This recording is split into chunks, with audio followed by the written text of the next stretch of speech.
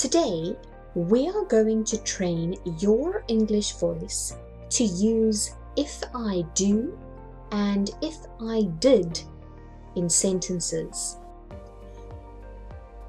We use if plus infinitive when something is possible and we expect it to happen. Remember, an infinitive is the basic form of a verb. Have a look at the sentence example. If I blame my brother for eating all the cookies today, I will not get in trouble. So we used if and the infinitive blame. So if I blame my brother for eating all the cookies, I will not get in trouble. Remember that we use the word will when talking about future events. So this sentence is possible, it could happen, and I expect it to happen. I expect that I will not get in trouble if I blame my brother. Let's have a look at another example. If I study, I will pass the exam tomorrow. Here I have if and the infinitive. So if I study, I will pass the exam tomorrow.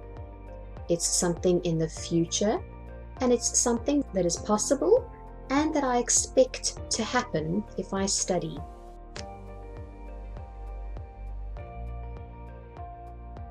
We use if plus past tense when something is impossible and we don't expect it to happen. Have a look at the sentence example.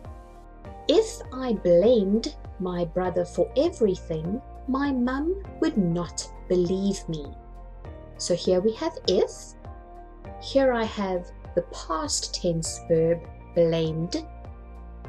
My mum would not believe me. So this is something that I don't expect to happen. It is impossible. Let's have a look at another example. If I were 22 years old, I would travel the world. Here I have if. I have past tense were, present is was, past is were. So if I were 22 years old, I would travel the world.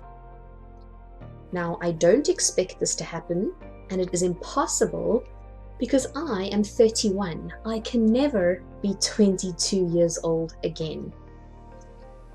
Excellent job today. Well done. Goodbye.